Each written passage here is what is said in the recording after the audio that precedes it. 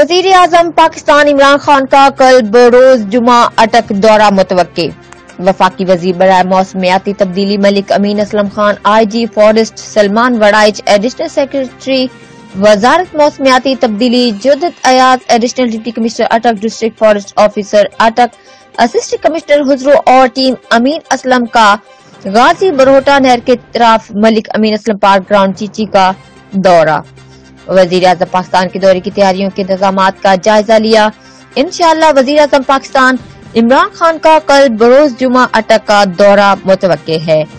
وزیر اعظم غازی بروہٹا نہر کے کنارے پودا لگا کر شجرکاری مہم کا افتتاح کریں گے.